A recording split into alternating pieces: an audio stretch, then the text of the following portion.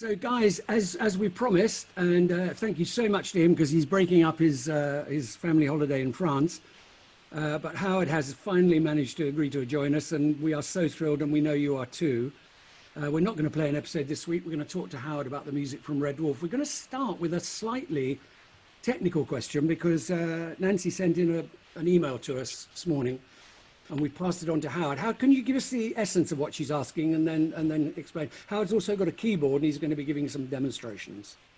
Yes, so Nancy, thank you for your message, Nancy, who is herself an organist and a harpsichordist in New York, and is a fan of the show and has been for a long time. She asked the question that when we in that series 3 changed the theme at the beginning to an instrumental version of what it was at the end, with what she described as a ginormous guitar riff. Her question is, were you thinking of featuring the guitar because, in his mind's eye, Lister fancied himself as the greatest guitarist since Hendrix? So that's the first part of the question. So, okay, so, well, it is a long time ago. My memory is that, that after the first 2 series, I'm just going to talk a little bit about the music that started the show in the first 2 series. And where all that came from and what the idea behind it was. First of all, when I first saw whatever must have been the mocked up or rough versions of the spaceship, I think that you all had said that it was going to be what it was roughly. And then when I saw it and I saw someone painting the outside of a big ship and then it pulls out in a big wide to a spaceship in the middle of space, my initial thought was not that the music for it would be like Star Trek or like Star Wars or Blake 7 or Lost in Space or any of those things. But my inspiration initially was Stanley Kubrick's 2001: A Space Odyssey. And the music that he used in that, he picked from all, in fact, there was a score by Alex North written for 2001: A Space Odyssey, which the director, Stanley Kubrick, never used. Instead, what he did was he went and found classical music and put it all over the movie at various points. You know, Lou Danube Waltz by Johann Strauss, etc. Oh, yeah. And some of the most effective bits in it where he used his Richard Strauss's Also sprach Zarathustra music. And that was what I initially thought was the kind of epic sound that you should feel as that wide shot opens out and you see this very large, a very small person painting in a very large spaceship in the middle of the universe. So that was what I thought in terms of epic size. But of course, it won't surprise anybody to know that if you're doing the music for a TV program, they don't generally let you have a 100-piece orchestra, which is what Richard Strauss had when he was doing Also sprach Zarathustra at the beginning of the 20th century. But he did have an organ, and we were going to record the theme, all parts of it and the song and everything, at a studio called Angel Studios in Islington, in London, which sadly has just closed forever. Yeah. But for many years, many decades, it was one of the great studios of London. Yeah. And in that studio, it's a converted Methodist church. And in that studio is a real pipe organ left over from its days as a church. It's a huge organ. I remember Howard's huge organ, I do.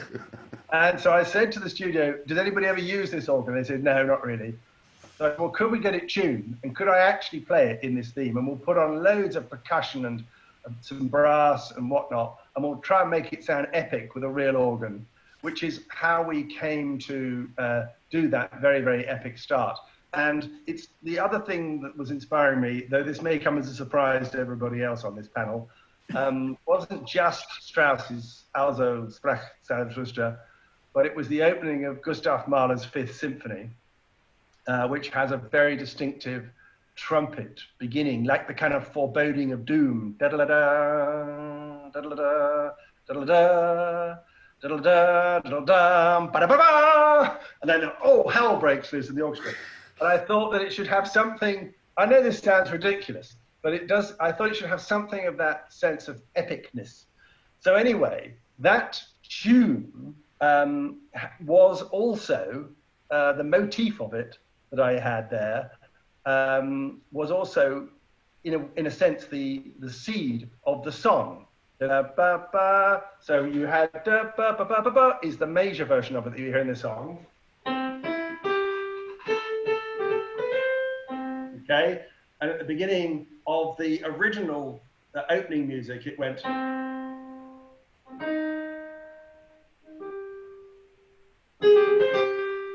So it's a kind of a minor version of the tune thing, made to sound like Mahler or Strauss.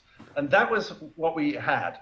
And then for the first two series, and at the end of the program on the first two series, you had the song, which was I'm sure we'll talk about later, which is the kind of Phil Spector Wall of Sound song version.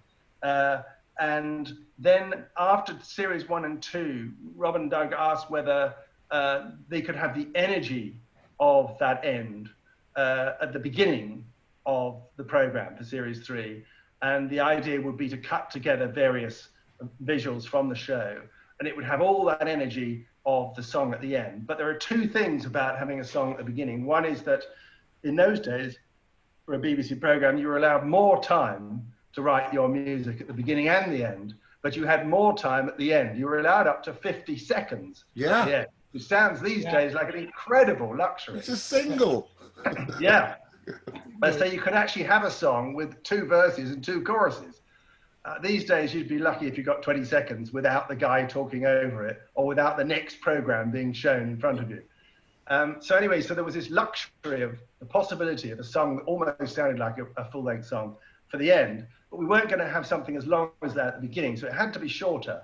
And I can't remember, I have to say, Nancy, I'm sorry to say, I can't remember if the idea was that it would go for a guitar solo because that was Liszter's dream to sound like Hendrix, or whether we just thought it would be able to do the tune in a very lively and exciting, slightly mad way.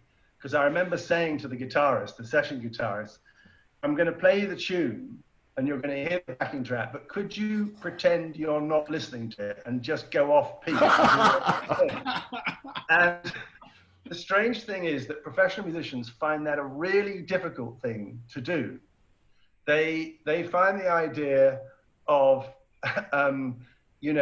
not playing exactly what's written, doing something very, very, that keeps to the harmonies and the rhythms of everything else. Very, very counterintuitive. If you just go off, do something else, play a note you're not expecting to play.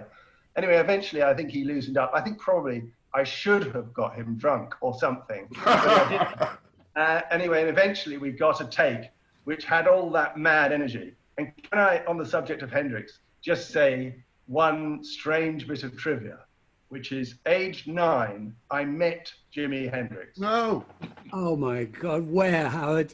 Okay, my parents were teachers, and our annual holidays in those days were back in the late 60s, tended to be in places like Scotland or Wales where you could drive.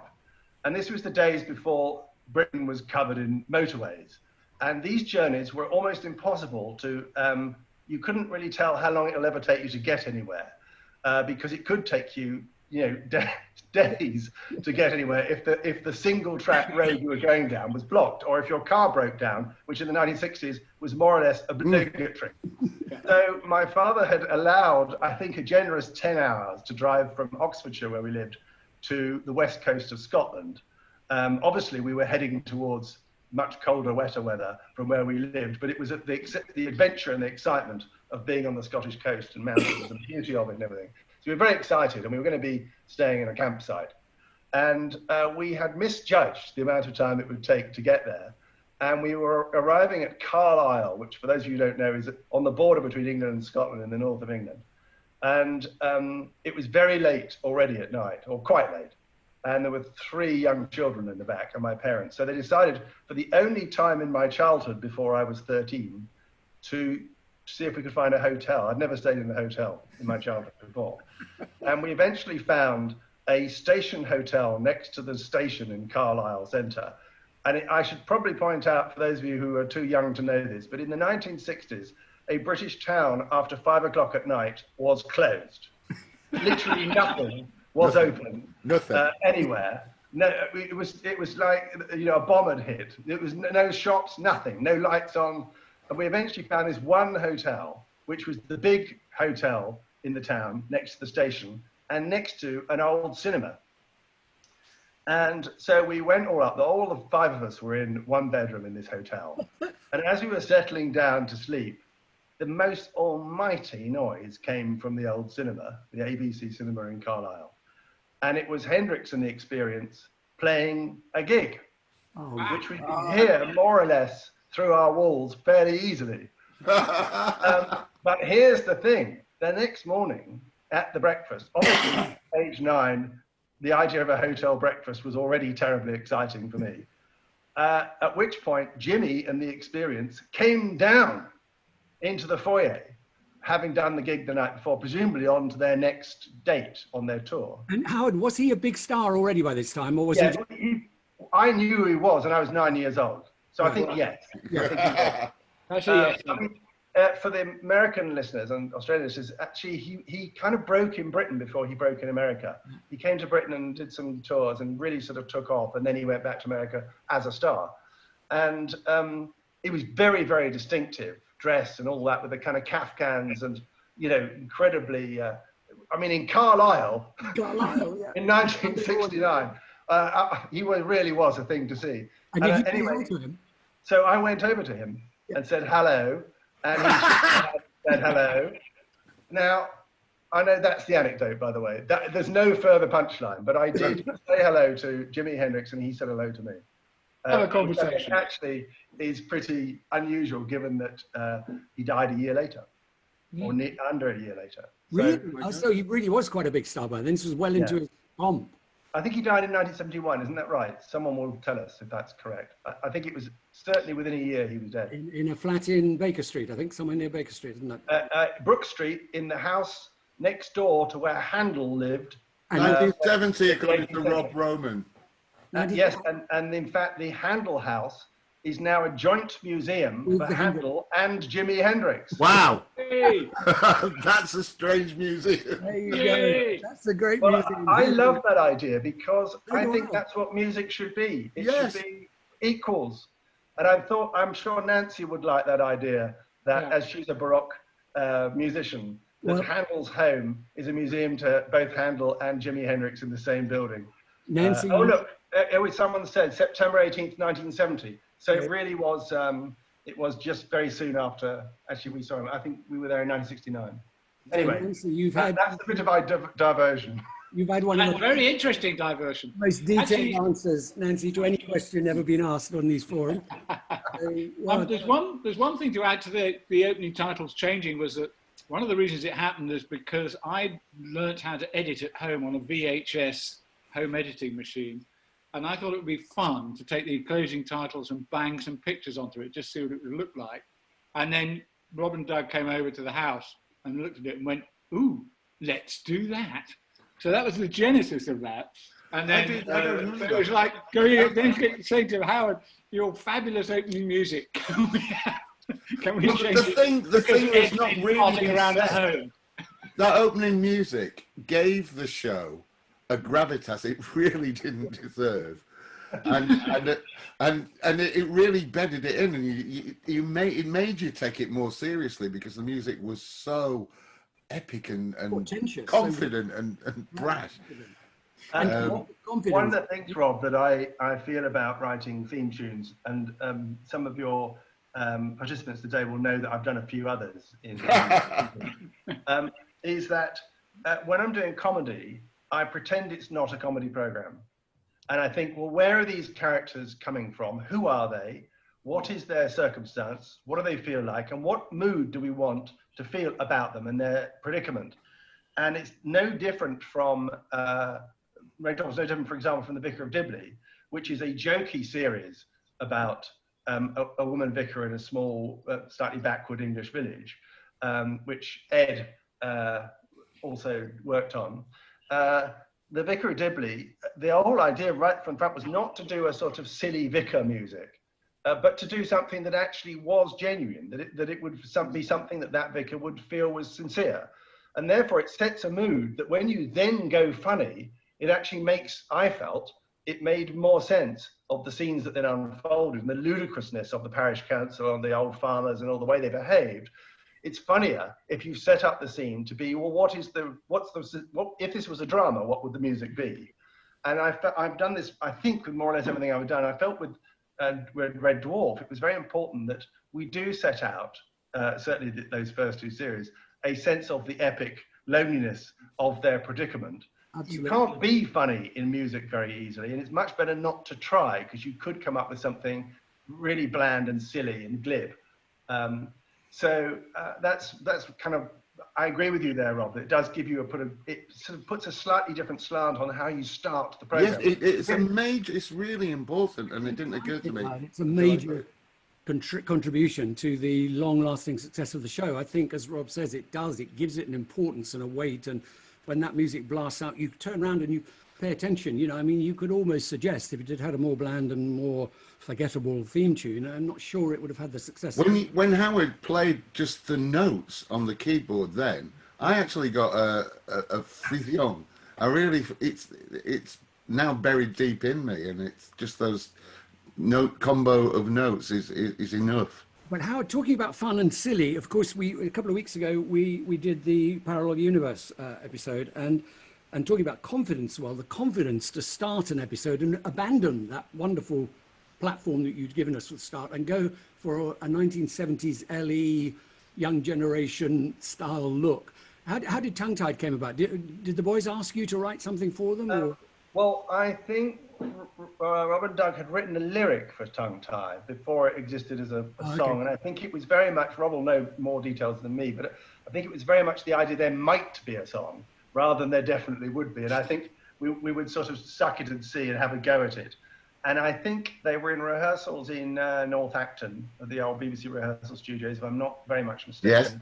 And I think I came up to see you there to rehearsals, and we discussed the idea of maybe doing a song.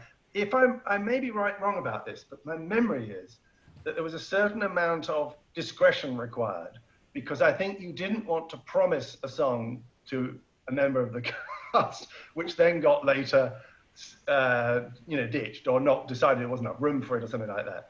But obviously there were members of the cast who were comfortable and able to and skilled with singing, and other members of the cast who were very nervous about that. The good thing is with Red Dwarf is that both were catered for, because Danny, who obviously is a very fine singer and dancer, and Craig, who is a very accomplished and enthusiastic musician, got their moment in the musical sun. But also Chris, who is more terrified of singing than anything else, ended up having a Rimmer song, an entire episode devoted to a musicalization of that character. Yeah. And I think everybody who knows the show knows that the voice of Chris Barry singing is me, because I suppose I'm the same height. And I have the same... That's right. We went on height. Well, I remember Tongue Tied. I remember because Danny had been, I can come out and say, he had been in my ear saying, you know, you've got Charles Organs here. We could do a great song and dance number. Why don't we do it? And so we wrote the lyrics. And Danny went to the music session. He came back, and he didn't look at me. And I said, "How did it go?" He said, "Rob," he says, "I look behind the glass. There's all these musos there, getting ready to play." He said, "Not one can of lager between them." He said, "They ain't musos." Howard runs a very tight ship in his... Yeah. Not one can of lager. What's he used to? Well, I think probably knowing the way we had to try and do things, which we generally had to record all the music that needed to be recorded for the series in one day up front, as it were. Unbelievable. It's quite unusual just to have a whole session where you could just do one song and have your lager.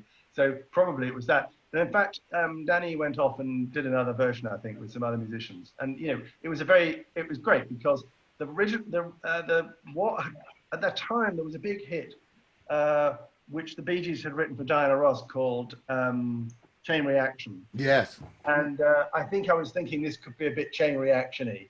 And my demo that I think I came into the rehearsal rooms and played it for you the next day. And it was very sort of piano based and very sort of chunky. Motown.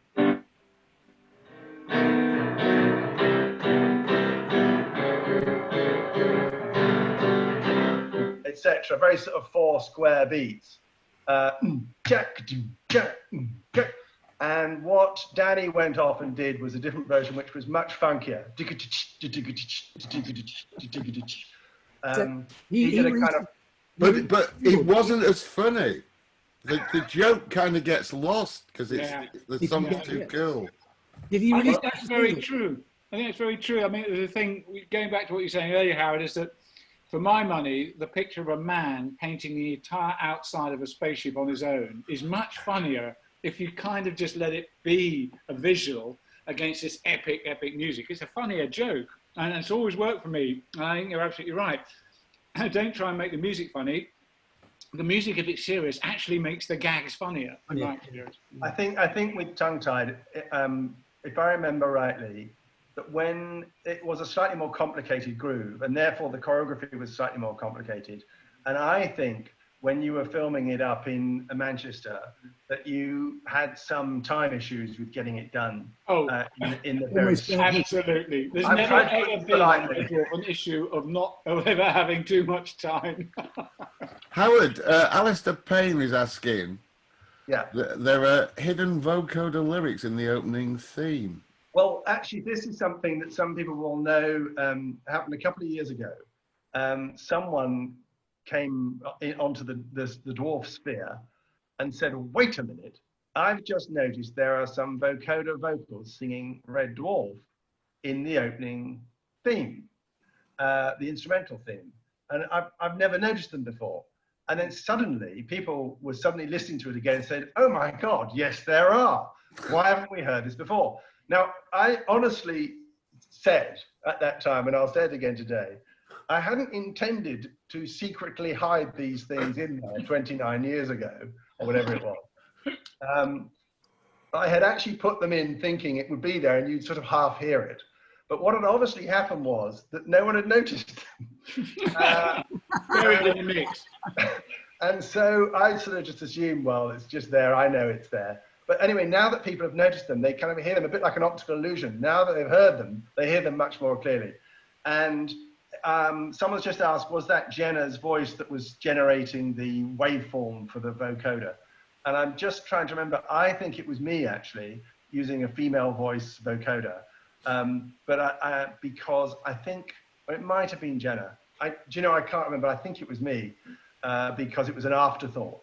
And this, by the way, was in the days when vocoders were a brand new, exciting thing. Yeah. Not now where they are sort of retro.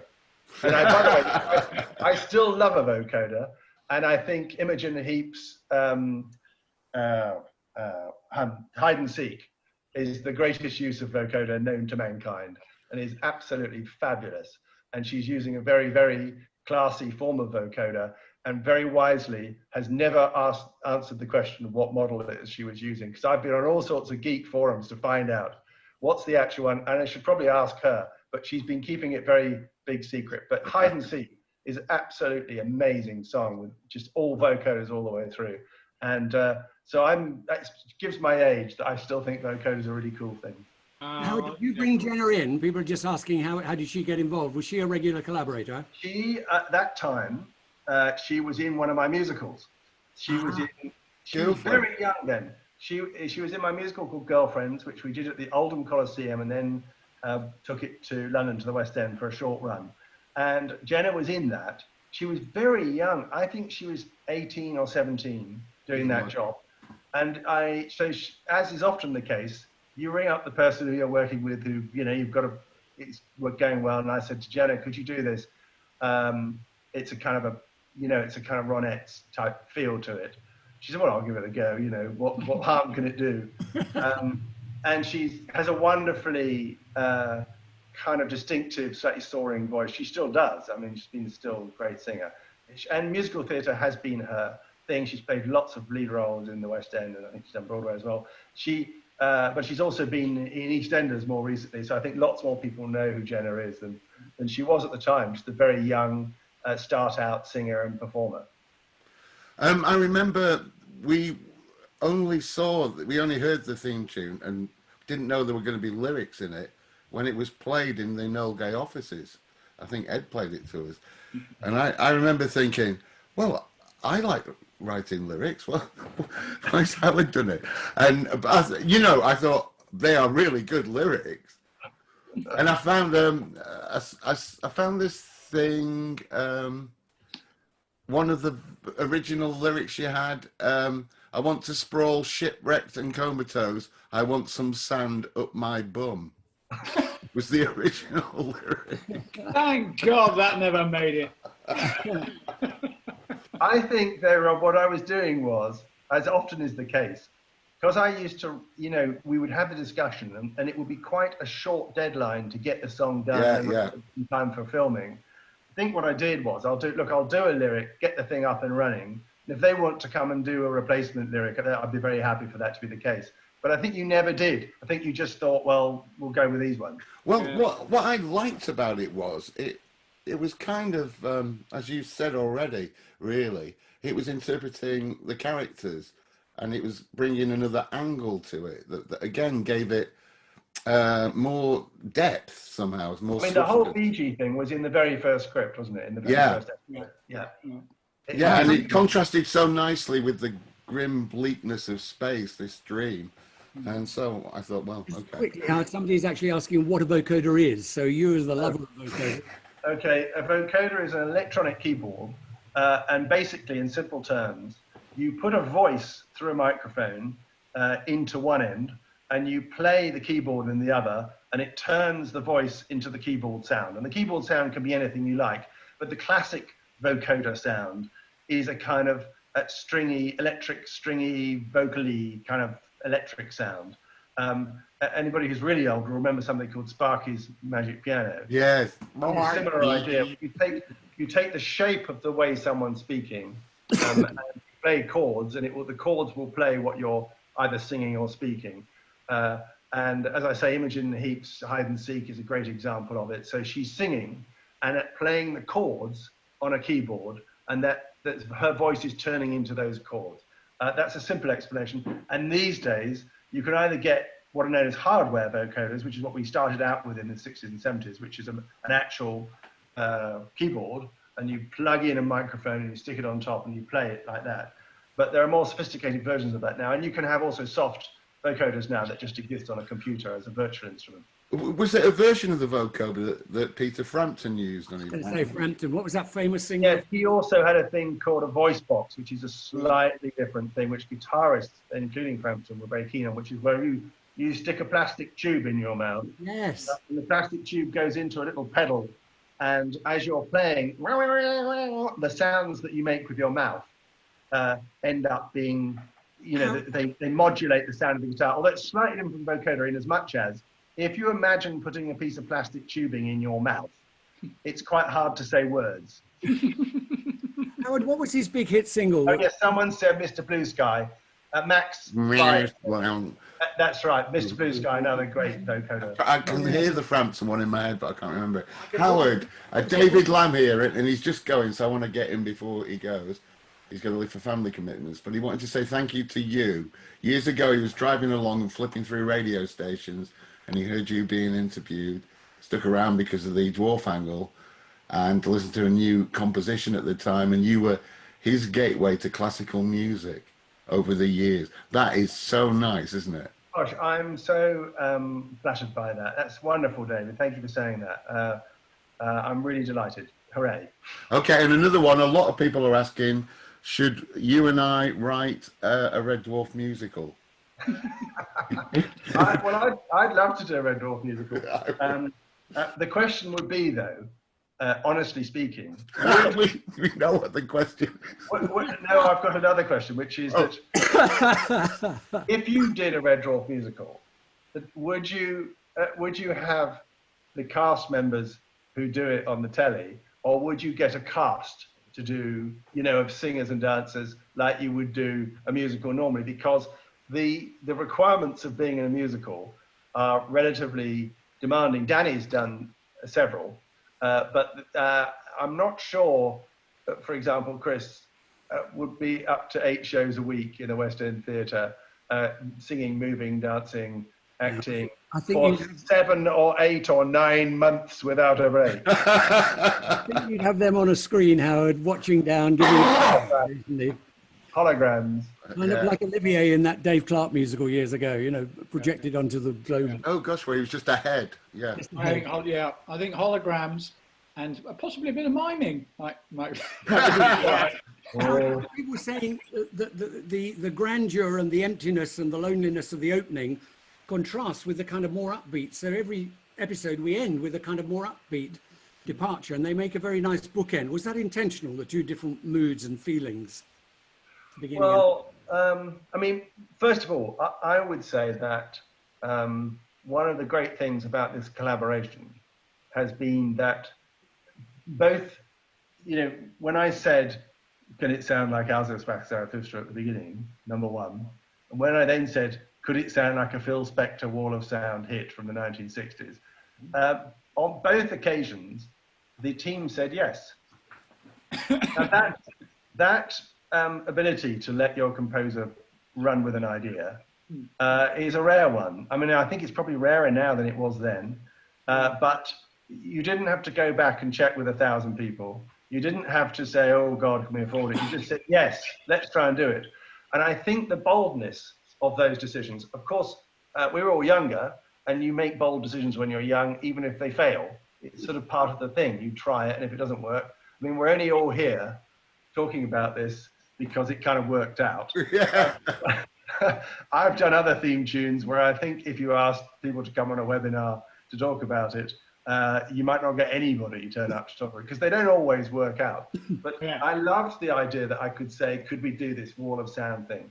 Yeah. And when we did the song at the end, we went back we were in Angel Studios, and it just so happened that the engineer had worked, I think not directly with Phil Spector, but had worked as an assistant or something on one of those original sessions, those kind of Spector type sessions, and had all sorts of tips and tricks about how they made the sounds they made that you'd never have got out of a book or anything at the time. So actually, we tried all sorts of things with the sound to try and make it sound like that. Although the truth of the matter is, well, that was the inspiration for it. Obviously, once you get into doing your own thing, it kind of has a life of its own. Yeah. Has an own feel. Yeah. Yeah. What about some of the other special versions that you did? Well, what about High Noon? I only just realised you were singing that. Was that you singing on the High Noon one? We couldn't work it out.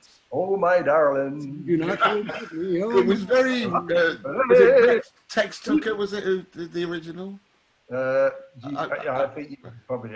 Someone will say it on the thing. That it was from the original film. We just lifted it, but it was you, Howard, yeah? And Gunman of the Apocalypse was a great fun thing to do. Oh God, that music is so good. It's so good. How did that come about? Were you fun to have the theme, the dwarf theme, come soaring in over the top of that. Again, I mean, like the Rimmer Munchkin song and all that, they only exist because this was a collaborative team that wanted to push the envelope a bit. To say, this is a comedy series, yes, but why don't we try this? Why don't we try that? And there was lots of new editing video technologies coming online that were being tried as the series went on. I think that was one of the things that was, it's still going on, but I think one of the things in the 80s and 90s that was so fun about it was there was why don't we try this? Why don't we do that? There was very much a can-do attitude to things like let's do a song. Where there's 1,000 rimmers. I mean, obviously it's a slightly mad idea, but it's also a great idea and a fun idea. And, I had a lot of fun putting that song together. Although that seemed that came from modern technology, the idea of the multiple rimmers. Yes, it was a new video technique. From the idea of seeing Crackerjack, where people had big heads but little bodies underneath. So, although it's a technological new thing, it came from a really old idea. So, Rob, did you as writers go to Howard? I mean, did you write it just assuming that we'd be able to find the resource? Well, I'm baffled now that we assume we'd have the budget. I mean, it's practically scored. Those first 2-3 series are practically scored. They are almost scored. I mean, don't think you can afford that now. I don't think you get the budget. Session, Howard, where you had the tape playing in and you conducted orchestra to tape, did you? You never did that. We did that on a couple of occasions. There was one episode. Remember what the name of the episode is with the Kennedy shooting in? Yes. Yeah, that's Ticket to Ride. Yeah. Yes. Well, we had a full orchestra for that, and we had one also where the one that starts off in the Second World War. Obviously, people are going to know these answers better than we do. But we had a full orchestra there, and we did that to tape and conducted it with the stuff going on behind us. As you say, Rob, mouth-wateringly sort of ambitious budgets for something that would be very difficult. I mean, of course, one of the things is that nowadays us composers have technology that can help us mock up those sounds more easily. You can do it at home almost, Howard, now with the big. I mean, there wasn't really a way of pretending to be an orchestra then, whereas now you can. But I think there's something about the live orchestra that's pretty filmic, which is, I think, was the whole idea of those episodes, was to make them feel a bit more filmic. Yeah, and the other thing that, of course, you take advantage of the fact that when you've got an orchestra there, you go, okay, well, look, we've got about 27 spaceship shots. So can we have 27 spaceship pieces of music, please, all at different lengths? Thank you. How much of a pain is that when somebody says, can we have 15 lengths version of this particular piece of music? Yes, well, I used to quite like that, because the fun thing for me, and I've done this in more than one series that I've worked on, Blackadder comes to mind, is I like having a couple of big themes. So in this one, the key ones are the opening and closing songs, the Rimmer theme, the Tongue-Tied, and various other big themes that we've had throughout. I like taking those and doing them in different styles, and doing them with harpsichord or with Indian instruments or something like that. I love the fun of getting my head around what it would sound like if you did these things in these other styles. And as I say, I've done it in other things I've done as well. It makes it much more fun. And one of the things about the flybys and the starbug shots and all that kind of stuff, the model shots, is that it gives you a little opportunity to have a little bit of fun, little quote here, do it in another way. I mean, there's one episode, which I think, is it Ouroboros, where we did the music backwards. I mean, again, it's just a fun thing to try and do, the music, so that the music is also, in a sense, playing the game of the program. It's kind of involved in the underlying subtext of the whole thing. So we didn't just reverse the tape on that, Howard. You actually wrote the score backwards. I wrote the score backwards, yeah. Extraordinary. So you tried to do that for the show backwards, didn't you? You tried to write the theme backwards? Yes. I think we what did. You do? You took the opening theme and read it backwards. Yeah. And how does that sound out? Can you? It doesn't sound like anything. It doesn't really sound like you'd expect it to sound. That's the strange thing.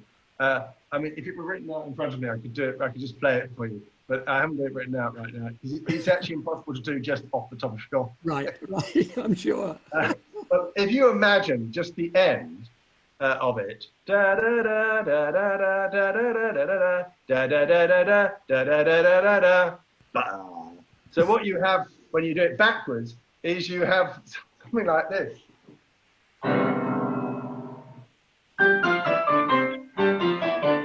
So it's everything. All the music actually has the same rhythm and everything, but it's just all going backwards from the last chord. I'm sorry, I can't give you more than that. It's quite a hard thing to do without seeing it visually. The other thing in Tongue-Tied was that also, if you watch that show, you also somehow, once you recorded Tongue-Tied, we managed to do some stings for model shots as well. So you got Tongue-Tied flavoured music going over model shots throughout that episode, and it's such a joy to be able to go, we're keeping the linkage going here, It occurs in other episodes in the series, which kind of, as Howard says, it constantly sews things together, doesn't it? Yeah. And music is such a fantastic shorthand for setting a mood, and I don't know how composers do it. I don't know how you write a piece of music that is got foreboding in it, or is danger, but you guys know how to do that. I think a very good example of that is the observation tower. Yes, I love that. Bit of plastic that we stuck on another bit of plastic, and then some spiral staircases all bodged together, and it's supposed to be sort of a reflective place to go. But I've got that theme. I'll play it. Sold it. I'll play it in now. The music absolutely sold it. It was really, really good.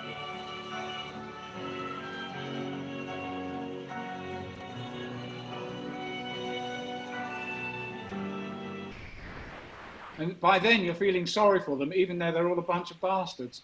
Yeah. One of the things that reminds me of is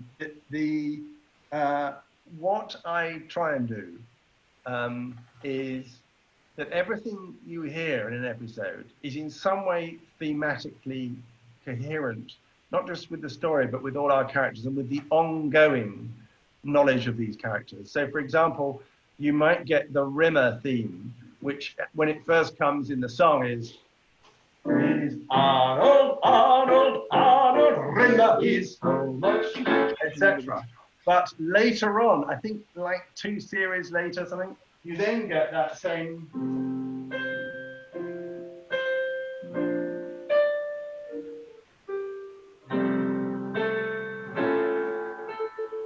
And you can use it in all sorts of sad ways when he dies, all that kind of stuff.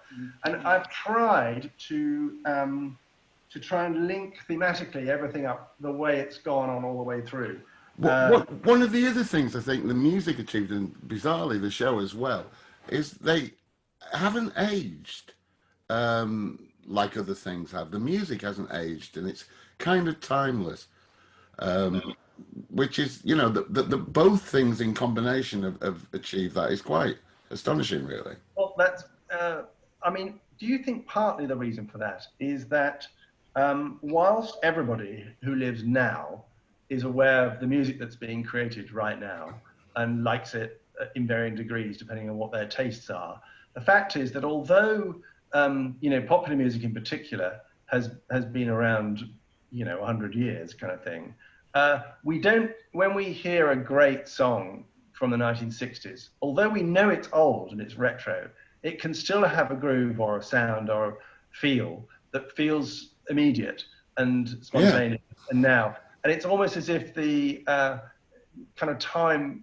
I mean, I don't want to get too serious about this, but I do, by all means, this is. That music's relationship to time is an unusual one. And I'll give an example of this. If you look at a photograph of yourself, age 7 or 6, on a beach with your family holiday, let's say, that photo is captured and frozen on that day, in that place, forever. And so whenever you look at that photo, it's still that day, unchanged. The strange thing about music is, let's say there was a song that meant an enormous amount to you that had come out that year, and it meant a lot to you. When you hear it now, whilst it is of that time, it's happening in real time all over again now, in the present tense. So it's odd that, you know, if you look at a painting from 1720, you know, a picture of a room with some people in it, they are forever in 1720.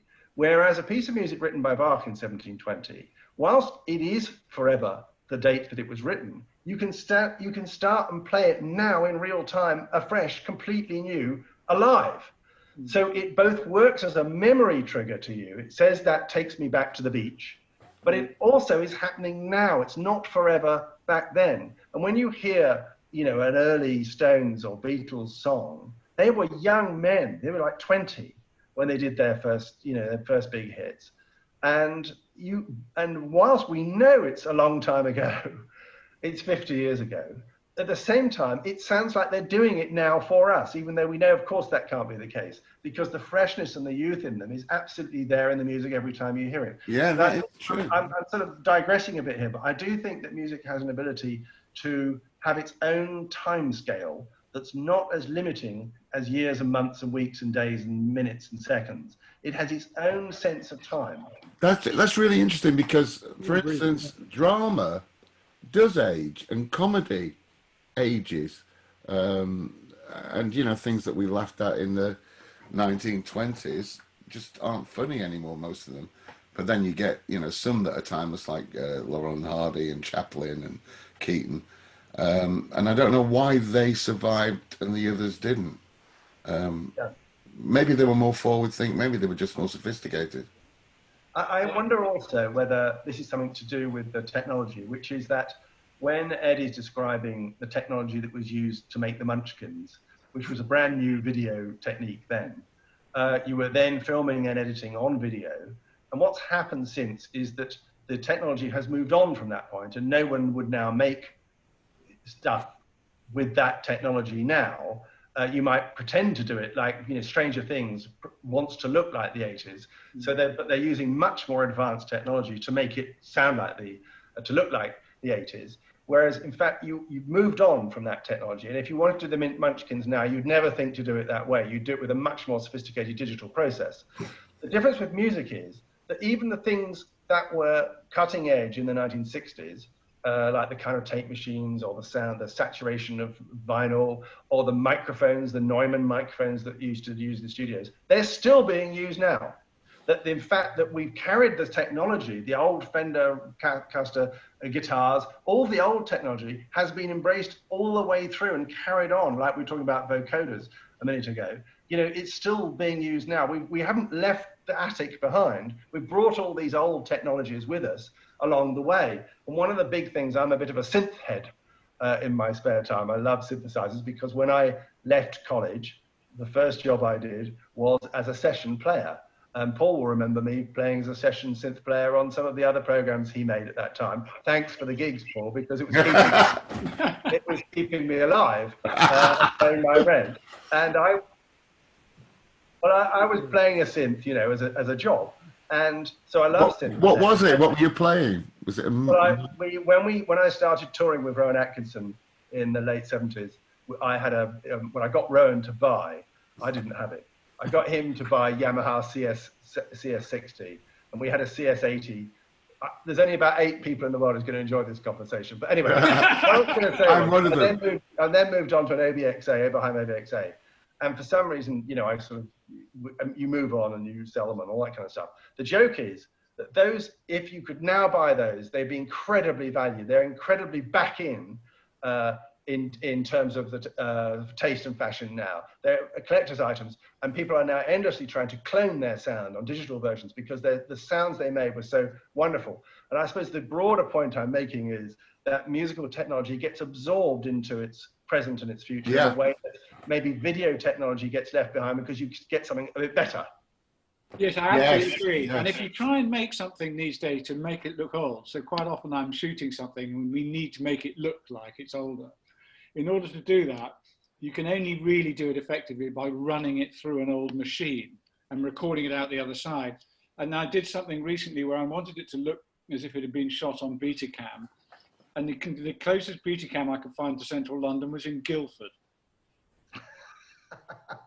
I've got something from Chris Castle here, which is quite moving. He says, thanks, I'm assuming it's he, thanks to a BBC technical genius during the lockdown, I managed to hear my mum's voice for the first time in 30 years. We were singing nursery rhymes. The power of sound is astonishing. Yeah. Just one, that is fantastic. One of the things I did not so recently, in 2012, was work on the opening ceremony of the Olympics, London Olympics. And one of the things we did in that was to recreate Chariots of Fire for Rowan to pretend to be in Chariots of Fire. Yeah. And it was a real walk down memory lane because what I had to do is we couldn't use the original track because we were going to do things with it and change it and put film on it and all sorts of things. And I was going to add the London Symphony Orchestra to it. But what I had to find out was how exactly Giorgio Moroder had recorded that, with what machines and with what synthesizers in particular he was using when he did Chariots of Fire, to recreate it exactly as he did. And it was a fantastic journey back to me, to the old Yamaha CS80s and things that I used to use back then. To think, oh God, yes. And we sort of reassembled these instruments to try and recreate it as best we possibly could. And it was an absolute joy to do. And by the way, one little postscript about the opening of the London Games is that one of the things I remember most about it was, in the build-up to doing it, sort of, I've got a call from Danny Boyle. He said, can you and Rowan and Richard Curtis do something for the thing? And at that time, everybody thought it was going to be completely rubbish. Yeah. It's hard to remember this now, but everybody thought, oh God, it's going to be awful. It's going to be the worst games ever. Yeah. And, you know, our opening ceremony is going to be an embarrassment, blah, blah, blah, blah. And as we were working on it, and then we started putting the thing together, and we had to create a double version of the whole thing, because if it's going out to 2 billion people, you have to have an emergency track running alongside. So the whole thing had to be recreated in duplicate, as it were. So we went into Abbey Road and recorded everything, note by note, that could run along on the side track.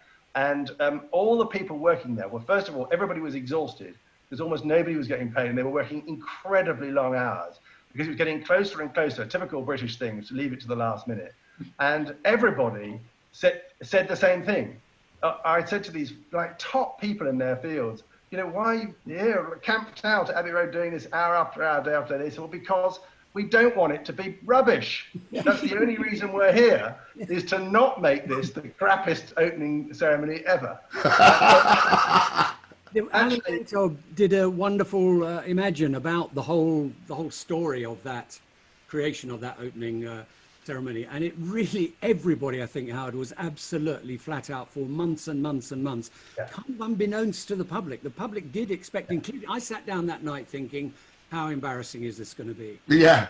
And by the end, you were just, when those red gold rings went up in the, I mean, you were just completely elevated.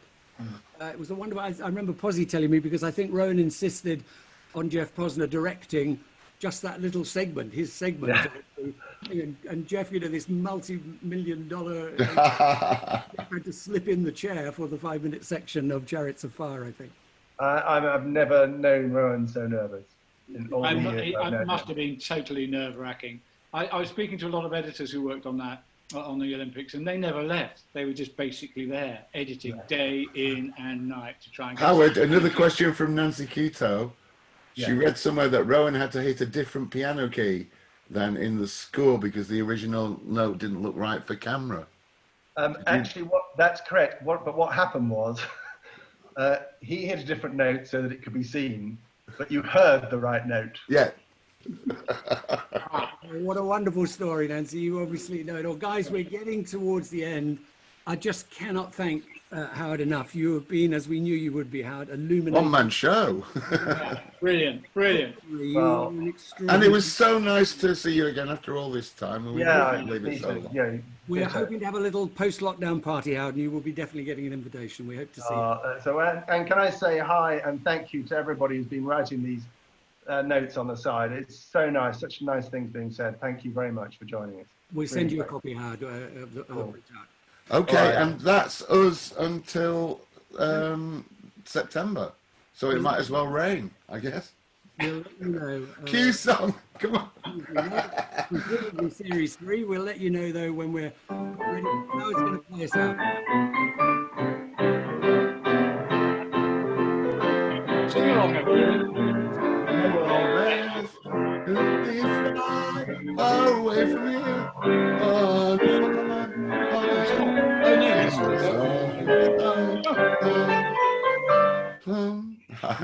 Okay, guys. See you when in the great beyond. Thank you so much. Thanks, Howard. Thank you so much.